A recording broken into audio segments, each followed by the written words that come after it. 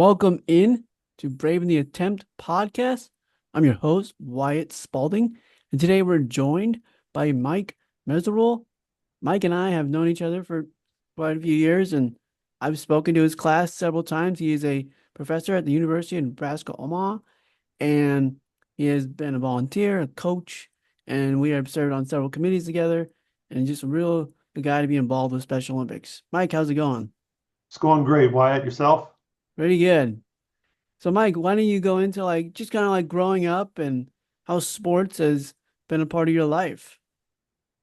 Yeah. I mean, sports have been a part of my life for, geez, since I can remember. Played everything from youth baseball, swimming, basketball, track, um, you name it. I probably played it. We didn't have soccer back then. That Mhm. wasn't a that wasn't a sport we could participate in back in those days. But I've coached it as well.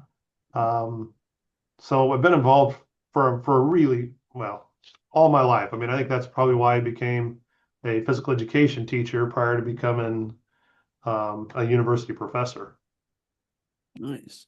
So, like, what, how old were you when you first got involved in Special Olympics? What made you want to join Special Olympics? God, great question. That man, I forgot that. I got to go way back in my memory here, Wyatt. Um, I would say that I've been. Let me go back. How I got interested in working with individuals with disability. Let me talk about that a little bit. Mhm. So when I was a junior in high school, I was managing a swimming pool in Iowa. And I had a parent come up and say, "Hey, do you do private swim lessons?" And I said, "Yeah, we do private swim lessons." And she goes, "Great." And we talked about the rate. And as a college student, I'm thinking, this is awesome. I get additional money. You get Mhm. paid a little bit more when you do private swim lessons. And then she ends with, "By the way, my son has CP," and walks away. And I'm like, interesting. At that point, I hadn't done a lot of anything with individuals with disabilities. Well, this kid's name was Kevin, and he and I started working together, and it was um, probably a huge changing point in my life and how I view individuals with disabilities. I didn't view them negatively prior to that. I just didn't have much experience working with them, and I quickly learned that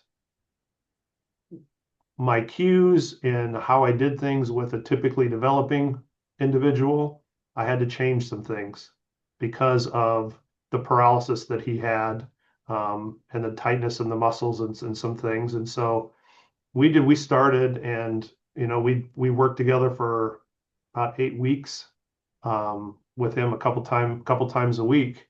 Went from, and he really wanted to swim. I mean, he was not afraid of the water. He really wanted to learn how to swim. Um, but his primary reason for wanting to learn how to swim is so that he could go off the diving boards with his friends. That was his goal. Um, and very, very, very powerful moment when he did that for the first time. Yeah. Very, very cool. Mom's in tears.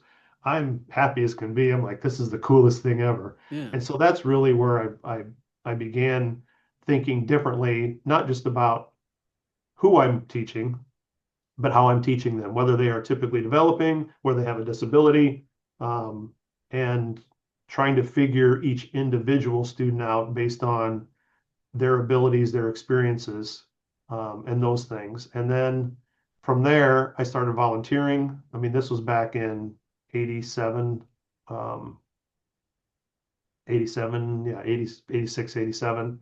So I started doing some volunteer things.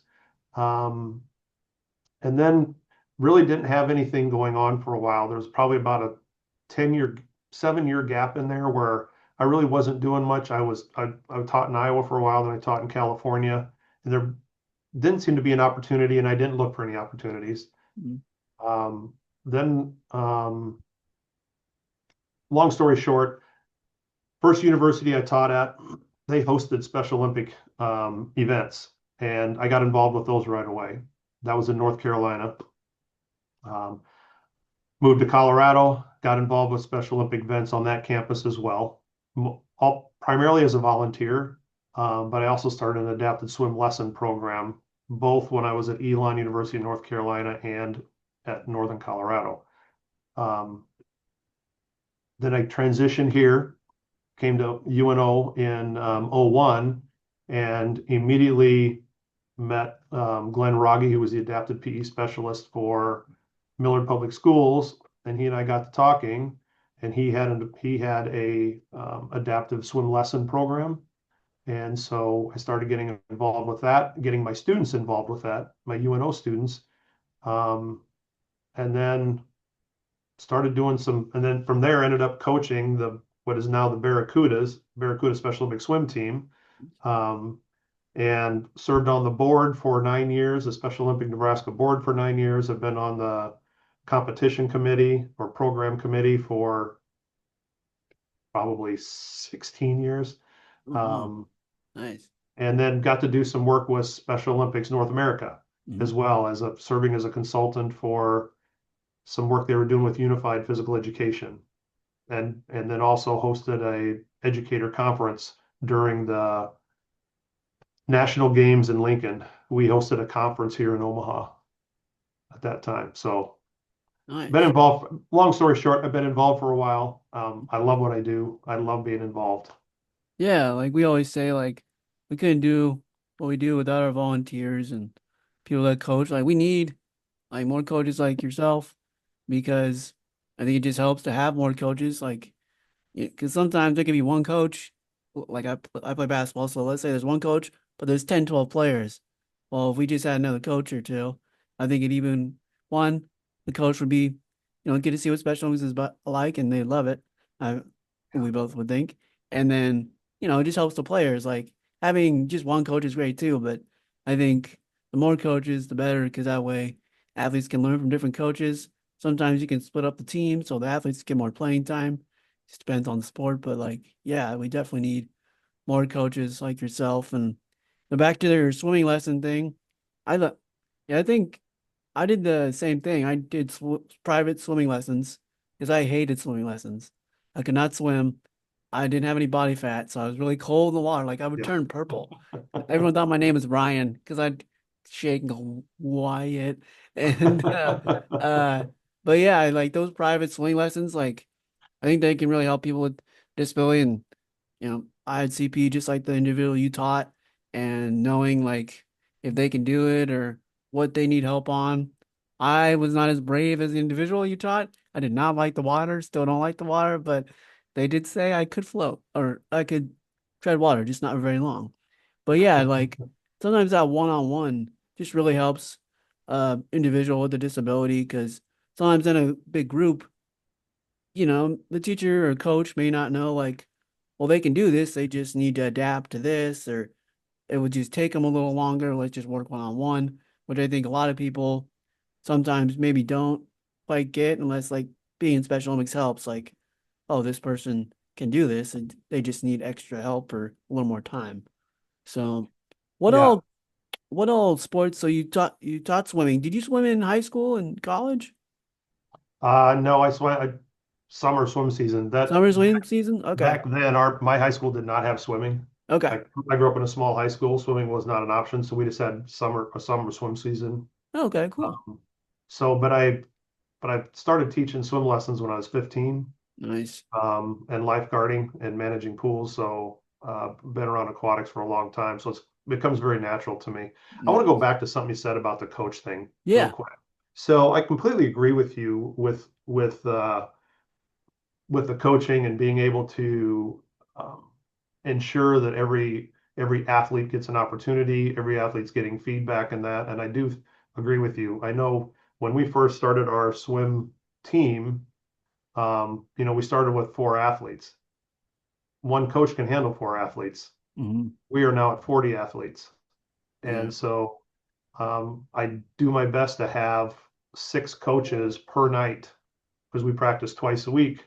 So one per lane essentially, and it does make a huge difference because that coach, as they work with the athlete, gets to see the nuances of the athlete. The athlete gets to learn the coaching style a little bit, and it really makes a much smoother, um, helps with communication, helps Mhm. with the planning, the practice planning and that, because they know the athletes better, the coaches do. Um, and the athletes know the coach better. They may not know all six, they know recognize all six, but they're primarily working with one to three coaches. Yeah. Um, and it does make a huge difference. That the amount of feedback that can be given is big time, you know. Yeah. Um, so my goal is always for the athlete to be seen, be heard, and be coached well. That's our goal. And so I've been fortunate working at UNO that I have access to university students that Yeah. have a a strong interest, or they have an interest in coaching swimming, and I say, okay, you want to coach? Come coach with me. Yeah. And then they're like, my God, this is so much fun. This is Yeah. so enjoyable. I love these athletes, and my athletes, I got just like any team. I've got some that are hard workers. I got some that need a lot more motivation. You know, I have some that are there more for the social aspect than the Mhm. physical aspect. Yep. So you have to keep working with them.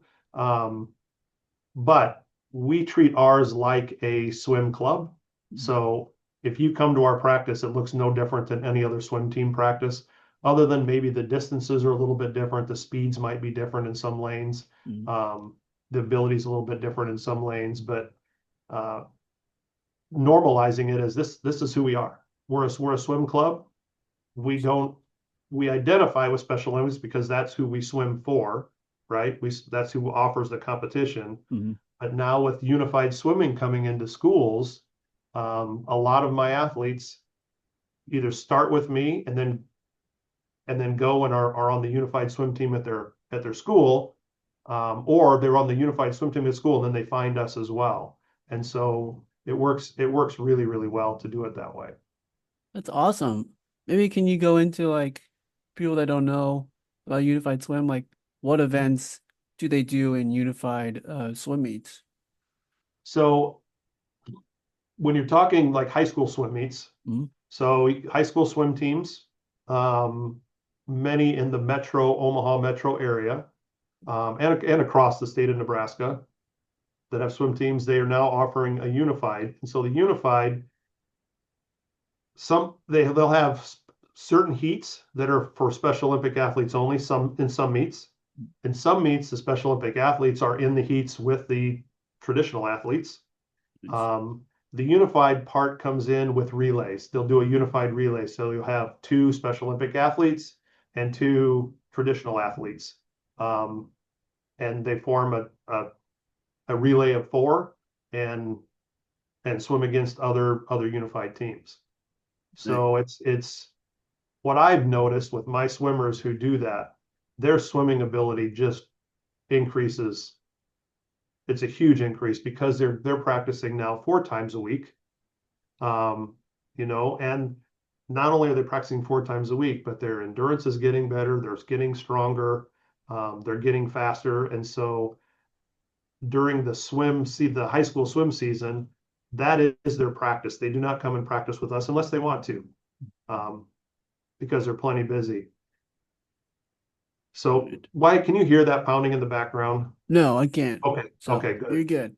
All right. And so that's what unified swimming is. That's awesome. Yeah.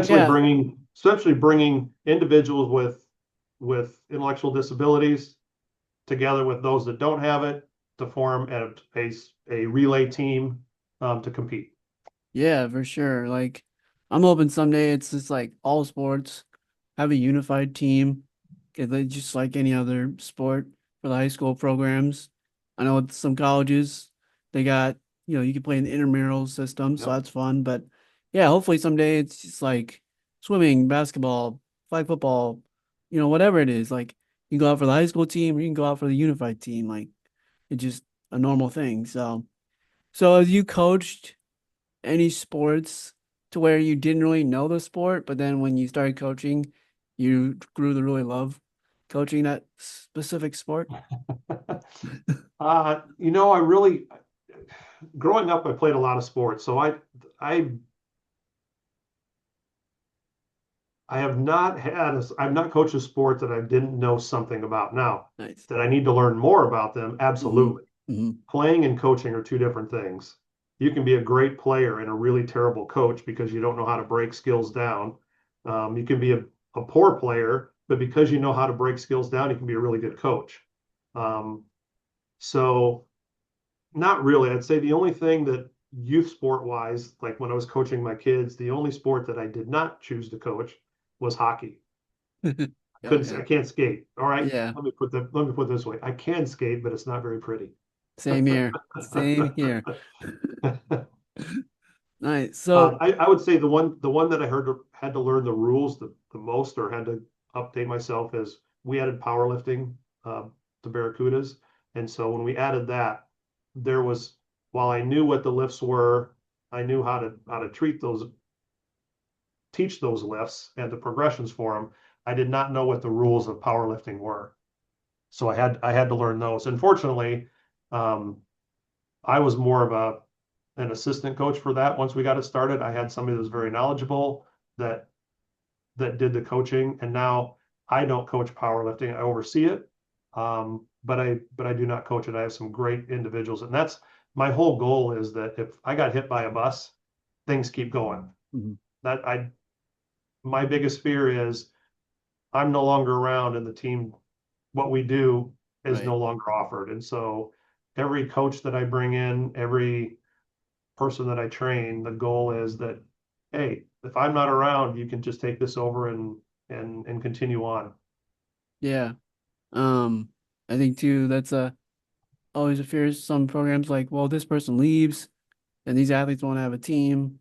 And you know, it's just because you need younger people also to come up, like start from the high school and college ranks to like, so someday, like, oh, when this person retires and is coach for 30 plus years and they're done, and this person can step in. And I think that's just the thing in all special programs. Like, you need a coach there to take over when the guy that created it retires or whatever. But what all sports are you coaching like at this moment right now? Do you coach all sports or just a certain amount for the So Barracudas? uh, our our program, the Barracudas, we offer three sports: swimming, bocce, and powerlifting. Okay. I coach uh, swimming, Mhm. but I have other people who coach bocce and powerlifting. Nice. Um, you had asked a question earlier, what all sports have I coached um, in my lifetime? So at the high school, middle school, high school level, I've done track, I've done basketball. Um, at the collegiate level, I was a track coach for during my graduate school days. So, and then I did, I coached youth swimming. Okay. Um, but that's kind of that background. But I'm trained in with what I do. I'm trained to be able to teach physical education teachers and coaches how to teach and coach. And so that becomes very helpful when I work with Yeah. new coaches coming in um, and and getting their ideas about what they think it should look like and then really developing them as coaches to be able to work with whatever athletes they choose to work with, Mhm. whatever group, and they're comfortable with that. Yeah, for sure. I think we need people like that so they can coach, whatever athlete, like you said, like my brother wanted to be a coach someday or a trainer. I mean, but it helps because I'm his brother. So if you don't have a sibling or a family member that has a Yeah. disability and you're thrown into like say someone like you or tell your students like, hey, let's come coach Special Olympics, like I get it. It can be kind of like a little intimidating. You're like, okay, I don't know how to coach people with disabilities. It's the same, but just a little different. But yeah, having a coach, someone like you to this is how you coach someone without a disability, this is how you coach someone with, this is how you coach unified. I think that's great. So sports, that's how Special Olympics started. And you and I, we love that aspect, the sports part. But what other part of Special Olympics do you love? Like what would be your second? Is it health, the leadership? What's your second favorite part about Special Olympics? Yeah, I think it's the leadership opportunities that they give and the leadership training. The athlete leadership program I think is phenomenal. I've had several of my athletes that have been able to go through that program, and I've seen their confidence grow as they go through when they learn to be able to tell their story. I think that's huge. I think it's very powerful for the individual to be able to do that. Um, I I think the health program, I'm a big believer in that health program with, we know that access to quality healthcare is a challenge for individuals with disabilities. And with Special Olympics providing some of that access, at least the initial screenings, I think is huge. And I've seen that impact my athletes. Um, Things have been caught during those screenings that they really needed to be taken care of that they were unaware of. And it's made a huge difference in those individuals health wise. Um, Education is another pillar. I'm heavily involved with that with regard to unified physical education, getting that in the schools, as well as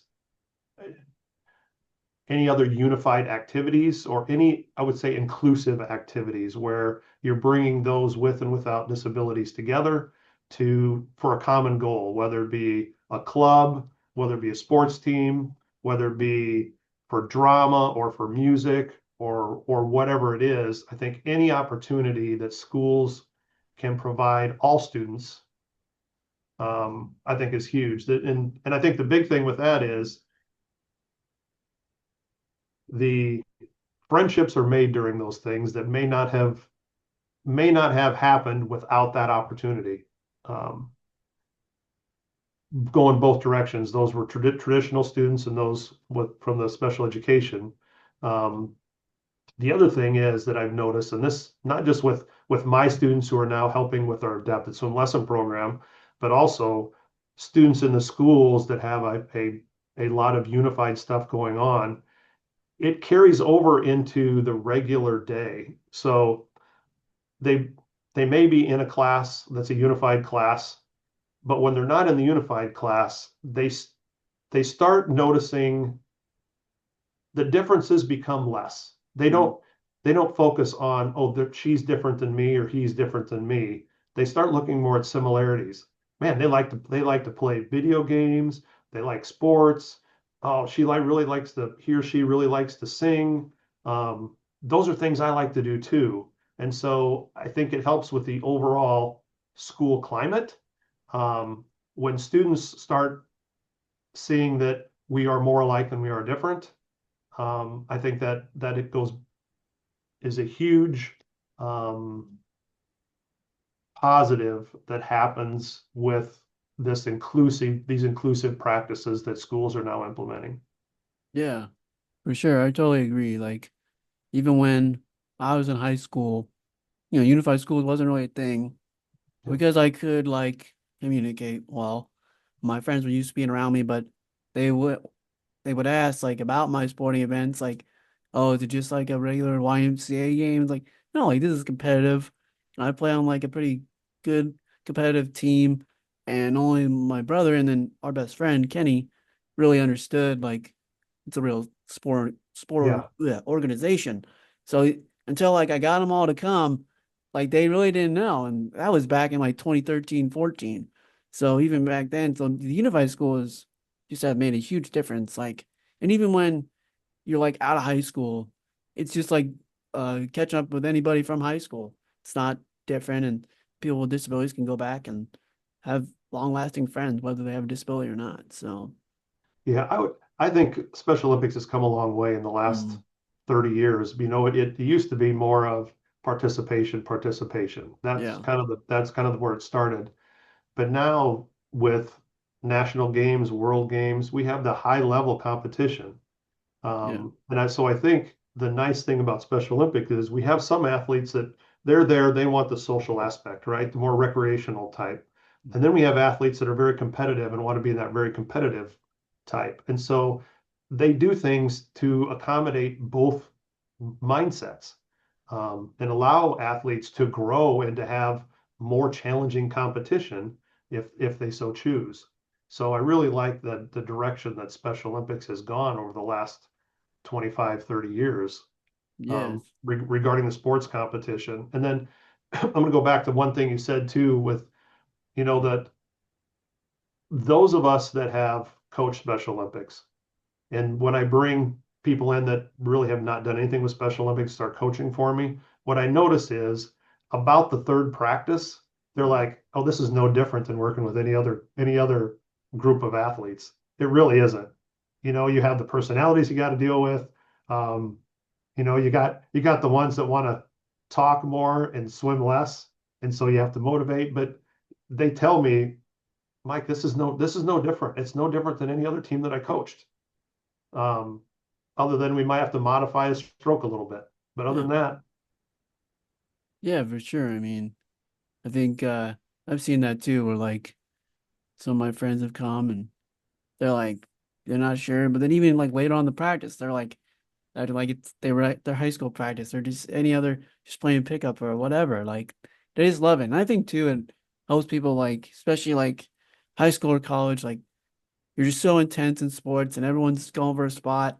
When you show up to Special Olympics, like you kind of remember like, oh, why did you play in the first place? Because it's fun. It's fun to play. You can still be super competitive. Like I don't like to lose. I'm like really competitive.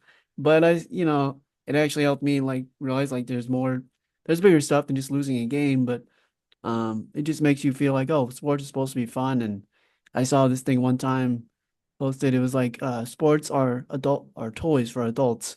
And that's what it is. It's like people stop playing, but it's like that's a nice thing about Special Olympics is you should just keep playing as long as you can because you might as well have some fun for an hour in life to come to a Special Olympic practice. yeah, So my oldest athlete's 51. yeah, So he's continuing to swim. that's And he plays awesome. bocce too. That's So awesome. that's the other nice thing about special. You can't age out. Yeah. You play as long as you can, as long as you want to, right? Exactly. And it's good exercise. I mean, like we all need to stay healthy. And when people are like, oh, I'm too busy or whatever, it's like, well, at least Special Olympics is like once a week or you have twice a week, which I've honestly never heard of anyone holding Special Olympic practices twice a week, which I would love. But yeah, it's like once a week you can go and have some fun, like and get your exercise in for like a week. Hopefully, you hope they exercise outside of practice, but if Yes. anything, you got them one day of the week. So, what have you seen uh throughout your years in Special Olympics that you would like to see improve more? There's a lot of things that have improved over the years. What is something you would hope would grow more in the next 10, 15, 20 years of Special Olympics? I would like to see more competitions within season, and I'll just give you an example. So with swimming, Special Olympics, they offer two competitions. They have Mhm. your regional meet and your state meet. Yep. Regional meets in March, state meets in May. We start practice in October. Mhm. So there is nothing going on until you get to March. So we practice October, November, December, January, February, almost 6 months before there's a meet. So I'd really like to see more meets with swimming. I know basketball is the same thing, right? You start Yeah. practice and you only get like two competitions. Um, and so here's where I think here's where I think coaches and HODs need to take some responsibility. So what we did, um, the Barracudas, we host the third meet. So we have a meet now, one that we host called the Barracuda Invitational in April. So now we have a meet in March, April, and May. Um, my goal is that we have something in December too, at some point, where Mhm. we have one in December and then March, April, May. I know basketball, I know coaches that have set up competitions with other teams during that practice season before the competition get season starts. Yeah. Um, flag football is the same way. I think you practice, practice, practice, and I think there's one competition, the state competition, if I'm not wrong. Yeah.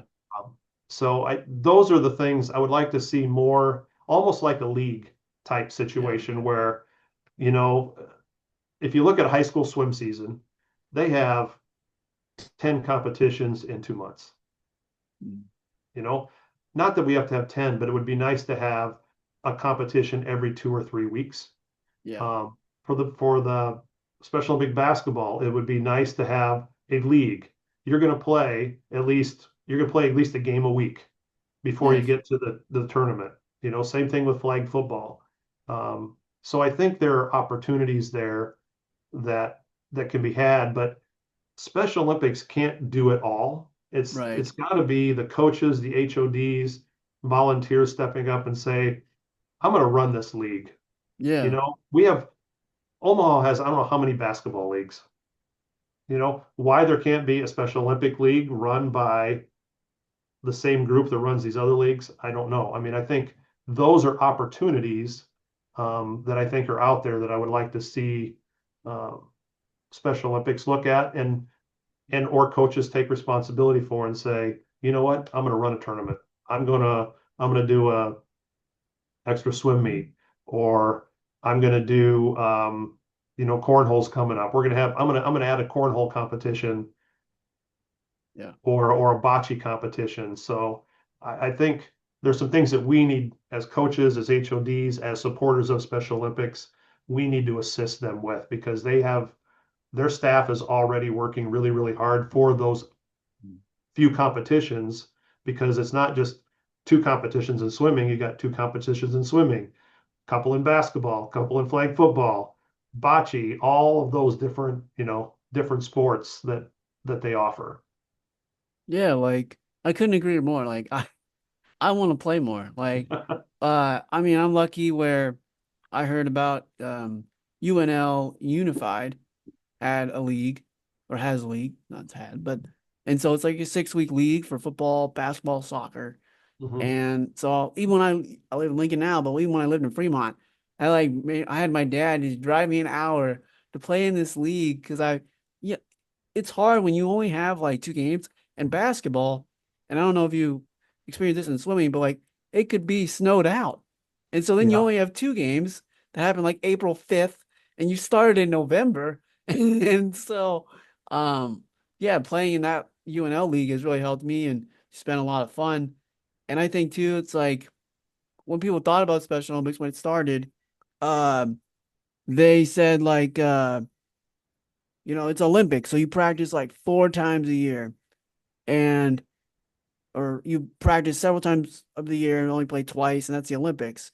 Well, they need to treat it like a high school where maybe you play like 1 to 2 basketball games a month or whatever, and get used to game like situations because it when your athletes swim are they like, can you tell if they're nervous because they haven't done a swim meet in a while and you start all the way back in October? Because, practice isn't the same as the actual swim meet, right?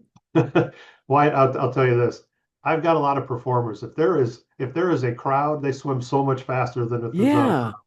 So yes, it does make a difference, and those that are new to the sport, having a crowd can be intimidating initially. Hmm. And so you might not get the first time that they're in front of a crowd may not be their best performance because of what you said, the nerves, which all athletes get a little bit of definitely can play a part in that. So the more often they can get in front of a crowd, I think the better, and the more opportunity the general public has to come and watch Yes, these events.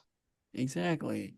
And yeah, like one things I learned through working for Special Olympics is that coaches can like have scrimmages or games and against other teams if they want. And then I heard last year that there was a team they played in. They're from Lincoln. I can't remember what team it was, but they played in the Lincoln Regional. But then there was the Omaha Regional next weekend, and they played in that too. So you can play in several regionals. It just like coaches are you. It would be sometimes back to back weekends. So Yeah. would you want to do that? And I get it. It's a volunteer spot. You're not getting paid to do it. So it just depends. But stuff like that where you can play more games and I know Special Olympics puts that information out there, but I just don't know, like, coaches know about it as much or like, and there might just be some coaches they don't have time. They have time to go Well, to practice, but they don't have time to set up these games, which I understand that too. But we just need to find more coaches that do have the time that would maybe want to help the athletes play another game or two. So, yeah, well, I think the travel too is a part of that too. Like yeah. if I'm a team out on the western part of the state, it takes a lot of planning and organization to bring a team to the eastern part of the state. When you're driving 3 to 8 hours, depending on where you're coming from. Hmm. 1 day competition and then driving back. It's got to be worth their while, right? Right. And that takes time from coaches, athletes, parents. It takes money to support that. And so I think my thinking is more regional stuff, Hmm. opportunities, and then maybe there's some opportunities for regions to play against each other, um, prior to getting to the state meet, Yeah. or not, or maybe it's more like a high school season where you have your conferences and then you have your regional meets or your district meet, your district events, and then you have the state meet. Yeah. Um, but I think we're both in agreement that more competition opportunities is Yeah. would Yeah. be would be Yeah. would be great would greatly enhance the Special Olympic footprint. Yes. So one last question. What does Special Olympics mean to you? Ooh, tough one. It means, I'll be honest, it means a lot of things. When I hear Special Olympics, I immediately think inclusion, competition, education, enjoyment, fulfillment. When I have a bad day and I'm like, "God, I really don't want to go coach," but I go and coach, my day always ends way better because I was there with those athletes. Um, I've told people this many times. As much as I've taught my athletes about swimming and different things, I've learned so much from them as well. I've learned persevere about perseverance. I've learned about um, facing challenges. I've learned about enjoyment of being around like-minded people. I've learned, you know, enjoyment of watching others enjoy competition. Mm. Um, so that there's no one, I don't have one phrase that I'd say this is what it means to me. It means a lot of things to me. Right. Um, and all those things are good things. Yeah. Um, I think we've come a long way with inclusion, but I do think we still have a ways to go. Yeah, exactly. And it's as we're seeing the growth of Unified, my understanding when I look at some statistics and stuff, Unified is not just about sports, and Special Olympics is not just about sports, but we do know that those people who participate in sports are their chance of being employable goes up, Mm. and their chance of staying employed increases as well because of those social skills that they're learning. And it doesn't matter. It doesn't matter if you're a Special Olympic athlete, if you're a high school athlete, a middle school athlete, you're learning those social skills that really carry over way more than the sports skills do into the real world. Learning to communicate, learning to be a graceful winner and a graceful loser, learning to fall down and get yourself back up and continue to move forward. All those things that everybody plays sports for is no different than our Special Olympic athletes. It's the same reason they play, right? You play because it's fun, because you get to meet people, um, you're learning something, you get to compete. That's why any of us play sport. Yeah. Um, and I think that's the biggest thing for those people that have not had the opportunity to work with Special Olympic athletes or even go to a Special Olympic event is those athletes are for the same reason as any other athlete in any other group of individuals, Mm. whether it be traditional athletes, whether it be senior athletes that go to senior games to participate. Um, so I if anybody's listening to this that is not aware of Special Olympics, I really encourage you just go to an event, volunteer an event, get to know some of the athletes. When you volunteer, athletes love you. Oh I mean, yeah. it's like they're thanking you. Um, so that I guess that would be my departing note is if you're not involved, please get involved, and that can just be for a couple hours. For those people who are involved, look for ways to continue to improve what it is you do or the group that you're working with or ideas that you have that might continue to move Special Olympics forward. We've come a long way in the 30 years that I've been involved, probably more than that, probably close to the 40 years that I've been involved. But we still have further to go. Yep. And a lot of that we talked about here on this podcast, Wyatt. So I thank you for asking those questions. I think they're great questions to have, and I think all of us need to ponder those a little bit and figure out what it is, what can I do as an individual, or what can I do as a as an HOD of a program or as a coach of a program to continuing to move Special Olympics forward. Yes, for sure. Well, thank you, Mike, for coming on and all you do for Special Olympics and volunteering and the passion you have. So thank you so much for coming on. Hey, appreciate the opportunity, Wyatt. You Yep. take care. You too.